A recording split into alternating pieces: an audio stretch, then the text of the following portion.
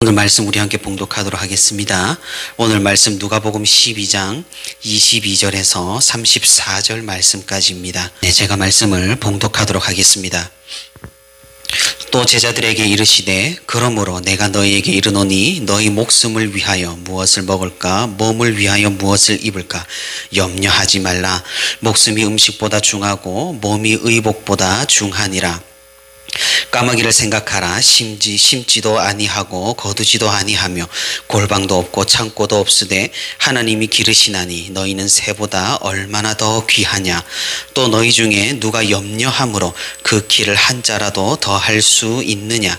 그런즉 가장 작은 일도 하지 못하면서 어찌 다른 일들을 염려하느냐. 백합화를 생각하여 보라. 실도 만들지 않고 짜지도 아니하느니라. 그러나 내가 너희에게 말하노니 솔로몬의 모든 영광으로도 입은 것이 이 꽃 하나만큼 훌륭하지 못하였느니라. 오늘 있다가 내일 아궁이에 던져지는 들풀도 하나님이 이렇게 입히시거든 하물며 너희일까 보냐. 믿음이 작은 자들아, 너희는 무엇을 먹을까 무엇을 마실까 하여 구하지 말며 근심하지도 말라. 이 모든 것은 세상 백성들이 구하는 것이라. 너희 아버지께서는 이런 것이 너희에게 있어야 할 것을 아시느니라. 다만 너희는 그의 나라를 구하라. 그리하면 이런 것들을 너희에게 더하시리라. 적은 무리여 무서워 말라. 너희 아버지께서 그 나라를 너희에게 주시기를 기뻐하시느니라. 너희 소유를 팔아 구제하여 낡아지지 아니하는 배낭을 만들라. 곧 하늘에 둔 바 다함이 없는 보물이니 거기는 도둑도 가까이 하는 일이 없고 좀도 먹는 일이 없느니라. 너희 보물이 있는 곳에는 너희 마음도 있으리라. 아멘. 네, 오늘도 주님과 함께 동행하기 위해 이렇게 새벽기도 자리에 오신 우리 성도 여러분 진심으로 환영하고 축복합니다. 오늘 말씀 가운데 풍성한 은혜와 또 깊은 깨달음이 함께하는 그런 시간이 되기를 소망합니다. 우리는 어제 예수님께서 말씀하신 부자에 대한 비유를 우리가 살펴봤습니다. 예수님은 이 비유를 어떤 사람의 요청에 대한 답변으로 말씀을 해 주셨습니다. 그 요청은 자기 형에게 유산을 나누게 해달라는 어떤 동생의 요청이었습니다. 비록 그 요청은 황당하기 그지없었지만 그 당시 이스라엘에서는 일반적이고 흔한 요청이라는 사실을 우리는 살펴볼 수가 있었습니다. 예수님께서는 그런 요청에 곧바로 해결책이나 해답을 주시지는 않았습니다. 그보다 오히려 이 문제를 고차원적으로 끌어올리셔서 우리가 진정 삶에서 무엇을 움켜쥐어야 하는지를 말씀해 주셨습니다. 유산을 요구하는 동생의 주장은 합리적이고 또한 당연한 것이었겠지만 유산을 가지고 분쟁하는 형제의 마음속에 숨어있는 탐심을 주님께서는 발견하신 것입니다. 사람들이 이해하기 쉽도록 물질을 쌓아두고 미래를 준비하는 부자의 이야기를 들려주셨습니다. 사람이 제 아무리 미래를 대비하고 재물을 쌓아 편안한 노후를 계획한다 할지라도 결국 생명의 주관자 되신 하나님께서 언제 그 영혼을 거두어 가실지 모른다고 말입니다. 그러니 미래를 대비한다는 명목으로 탐심을 부리고 재물을 쌓는 것이 얼마나 허무한 일인지, 현재 하나님을 섬기고 이웃과 나누는 삶이 천국을 위해 얼마나 중요한 것인지 깨달음을 주신 것입니다. 예수님께서는 이제 비유를 끝내시고 이제 적은 무리를 모아 제자들에게 설명을 해 주십니다. 우리가 진정으로 염려하고 신경 써야 할 것이 무엇인가를 말입니다. 세상 사람들이 가장 염려하는 것이 무엇입니까? 그것은 먹고 사는 문제, 미래에 어떻게 먹고 살 것인가, 노후는 대비되어 있는가, 이대로 내 재산을 가만두었다가는 내가 행여나 벼락거지가 되지는 않을까 하는 그런 염려들입니다. 최근 팬데믹으로 인해서 각 나라들이 양적 완화 정책을 펼쳤습니다. 그러니 시중에 돈이 많이 풀리게 되어서 화폐 가치가 하락하는 그런 현상이 발생했습니다. 이렇게 풀린 돈은 부동산 또는 주식 또는 코인 등 다양한 투자처에 몰려들었습니다. 이런 기현상은 어떤 사람들로 하여금 벼락부자의 자리에 앉히게 되었습니다. 이런 상황이 계속해서 지속되자 사람들은 점점 불안해지기 시작합니다. 성실하게 적금을 넣고 예금을 가진 사람들이 내가 도태되고 있는 것은 아닌지 걱정하기 시작했습니다. 어떤 사람들은 지금 부동산을 가지고 있지 않다면 기회가 없을 것이라 하여 한 개까지 대출을 끌어다가 집을 사곤 합니다. 지금 젊은 세대, 3040의 젊은 세대들은 예적금을 깨버리고 주식과 코인에 모두 투자를 한다고 합니다. 하지만 이런 투자가 언제나 성공하지만은 않는 것이죠. 투자에 실패한 청년들이 자살을 한다는 뉴스를 우리는 접하기도 하고 폐가 망신하여서 경제적으로 재기가 불가능한 그런 불능에 빠지기도 한다는 소식을 우리는 접할 수 있습니다. 대체 왜 이런 일들이 벌어지고 있는 것일까요? 그것은 염려 때문입니다. 미래에 대한 불안감, 미래에 대한 염려, 먹고 사는 것에 대한 두려움 때문에 이 모든 현상이 일어나는 것입니다. 남들 모두 돈을 벌고 투자로 재물을 끌어모을 때 내가 아무것도 하지 않는다면 거지가 될 것이라는 극도의 불안감 때문입니다. 다른 의지할 것이 없는 세상 사람들은 여기에 목숨을 겁니다. 재물을 쌓는 것, 재물을 모아 노후를 대비하는 것, 재물을 쌓아 마음의 안정을 찾는 것이 그들의 최우선 목표입니다. 이런 태도로 삶을 살아가는 사람들은 과연 이타적일까요? 이기적일까요? 재물을 모아 투자를 하고 돈을 불리는 것에 혈안이 된 사람들이 과연 이타적일 수가 있을까요? 우리가 경험하고 목격하고 느낄 수 있듯이 세상은 점점 더 각박해져 갑니다. 우리의 삶이 과거의 환경보다 훨씬 더 좋아지고 부족함이 거의 없게 되었지만 인심과 나눔과 더불어 살아간다는 의식은 과거보다 크게 옅어졌음을 우리는 알 수 있습니다. 최근 들어 충격적인 소식을 듣게 됩니다. 그리스도인들조차 이런 염려에 굴복하고 탐심의 자리로 서슴없이 나아간다는 그런 안타까운 이야기입니다. 교회가 부동산 투기를 한다는 소식과 교회 지도자들마저 주식 투자를 하고 코인에 투자를 한다는 것입니다. 참으로 안타까운 소식입니다. 물론 올바른 투자와 어느 정도의 대비는 긍정적이고 망대를 세울 때 계획해서 해야 완성할 수 있다는 주님의 말씀에 비추어 봐도 옳은 일일 것입니다. 하지만 우리가 하는 투자 가운데 과연 올바른 투자가 존재할 수 있을 것인지, 또 대비를 하는 것에 이런 염려에 지배되지 않을 수 있는지 의문이 드는 것은 사실입니다.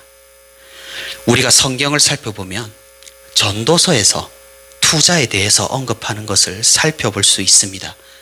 전도서 11장 1절과 2절을 읽어보면 너는 내 떡을 물 위에 던지라. 여러 날 후에 도로 찾으리라. 7에게나 8에게 나누어 줄지어다. 무슨 재앙이 땅에 임할는지 내가 알지 못함이니라. 떡을 물에 던지라는 말은 그 당시 배를 통한 무역에 투자하는 것을 의미합니다. 7에게나 8에게 나누어 주라는 말씀은 한 곳에 크게 투자하는 것이 아니라 분산하여서 여러 곳에 안전하게 투자를 하라는 권면입니다. 성경에서도 보다시피 미래를 위한 대비나 투자를 엄격하게 금하고 있지는 않습니다. 지혜롭게 투자하고 올바르게 투자하는 것을 종용하고 있음을 발견할 수가 있는 것이죠. 아까도 잠깐 언급했듯이 예수님께서도 비슷하게 계획의 중요성을 말씀하셨습니다. 망대를 세울 때 아무 계획 없이 한다면 그 망대를 끝까지 세우지 못할 것이라며 처음부터 차근차근 준비하고 계획해서 망대를 세워야 한다고 말씀을 하셨습니다.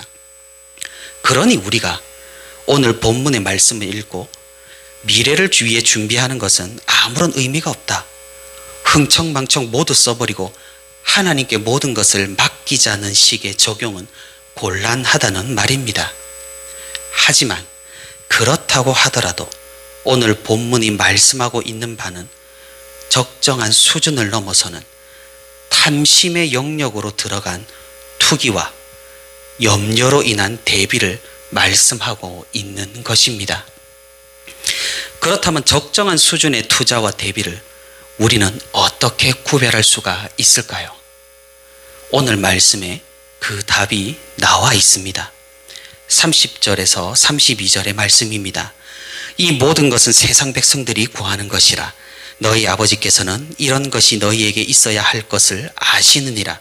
다만 너희는 그의 나라를 구하라. 그리하면 이런 것들을 너희에게 더하시리라. 적은 무리여 무서워 말라. 너희 아버지께서 그 나라를 너희에게 주시기를 기뻐하시느니라. 무슨 말입니까? 우리가 과연 무엇을 의지하며 이 세상을 살아가느냐입니다. 우리가 과연 무엇 때문에 마음의 평안을 얻고 이 세상을 용기 있게 살아가느냐입니다. 과연 주식에 투자를 하고 코인에 투자를 한 사람이 마음의 안정을 가질 수가 있을까요? 아마 그러지 못할 것입니다. 1% 오르면 환호성을 지르고 1% 하락하면 세상 망했다는 듯이 낙심하게 됩니다. 자신의 인생과 기분과 마음과 상태가 모두 자기가 투자한 것이 어떻게 되느냐에 달려있는 그런 안타까운 상태가 되어버립니다. 부동산도 마찬가지죠. 땅값과 집값이 오르면 세상 다 가진 것 같습니다. 하지만 어떤 이유로 급락하면 세상이 당장 내일 멸망할 것처럼 행동을 합니다. 이런 상태와 상황에서 믿음이 들어갈 자리는 없어 보입니다. 하나님의 섭리를 느낄 여유가 없어 보입니다. 그저 자신의 재물과 투자한 자본과 미래에 대한 염려와 걱정에 완전히 잠식된 상태라 할 수 있을 것입니다. 예수님께서는 오늘 우리에게 이런 상태에서 속히 벗어나라고 말씀하고 있는 것입니다. 우리가 제 아무리 염려하고 걱정하고 고민하고 전전긍긍한다고 하더라도 우리 힘으로 우리의 미래를 바꿀 수는 없습니다. 왜 그렇습니까? 모든 역사는 하나님께서 주관하시고 하나님께서 이루시기 때문입니다. 우리는 이 믿음 안에서 살아가는 사람들입니다. 그렇기 때문에 우리는 하나님의 인도하심을 믿는 것이지 우리의 염려와 우리의 걱정과 혹은 우리의 재물과 우리의 소유를 믿지 않는다라는 사실입니다. 우리가 미래를 위해 노후를 위해 지금의 믿음 생활을 버리고 악착같이 모으고 투자한다고 하더라도 하나님께서 계획하신 미래를 우리는 전혀 알 수가 없습니다. 당장에 무슨 일이 일어날지 우리는 전혀 알 길이 없습니다. 그러니 예수님께서는 우리에게 하나님을 신뢰하며 탐심으로 물질을 모으고 아끼기보다 이웃을 위해 쓸 것은 사용하라고 말씀하고 계시는 것입니다. 33절과 34절입니다. 너희 소유를 팔아 구제하여 낡아지지 아니하는 배낭을 만들라. 곧 하늘에 둔 바 다함이 없는 보물이니 거기는 도둑도 가까이 하는 일이 없고 좀도 먹는 일이 없느니라. 너희 보물 있는 곳에는 너희 마음도 있으리라. 우리 마음이 지금 어디에 있습니까? 만약 우리 마음이 재산과 재물과 소유에 있다면 우리는 세상 사람들과 다를 바가 없는 것입니다. 그것은 하늘의 보물을 쌓는 것이 아니라 사라져버리고 없어져버릴 이 세상의 보물을 쌓고 있는 것입니다. 투자를 하고 오르락내리락하는 그래프를 보며 전전긍긍하는 삶은 결코 하나님을 바라보는 삶이 아니라는 것입니다. 사랑하는 성도 여러분, 우리의 보물을 하늘에 두는 우리 모두가 되기를 바랍니다. 우리가 진정으로 투자를 할 곳은 하늘나라임을 우리가 깊이 깨닫기를 바랍니다. 마지막 34절을 우리는 이렇게 생각해 볼 수 있겠습니다. 물질이 있는 곳에 마음이 있다. 정말 그렇습니다. 우리가 물질을 사용하는 곳에 우리의 마음이 있다는 사실입니다. 우리가 어디에 물질을 사용하는가에 우리의 관심과 우리의 마음과 우리의 신앙이 있습니다. 정말 그렇다면 우리는 어디에 투자를 해야 하겠습니까? 하나님의 말씀에 따라 그 말씀에 순종하여 말씀이 지시하는 곳에 투자를 하는 우리 모두가 되기를 바랍니다. 하나님께서는 신실하십니다. 그리고 그 하나님께서는 우리를 사랑하십니다. 그리고 그 하나님께서는 우리를 인도하십니다. 이 사실을 정말로 마음으로 믿고 입술로 고백하며 가슴에 신앙으로 새긴 사람만이 염려 없이 걱정 없이 세속에 흔들리지 않고 이 세상을 살아갈 수 있는 것입니다. 이 세상은 일시적이고 하늘나라만이 영원하다라는 이 진리를 믿으며 오직 믿음으로 이 세상을 살아가는 저와 우리 부천시민교회 모든 성도가 되기를 소망합니다.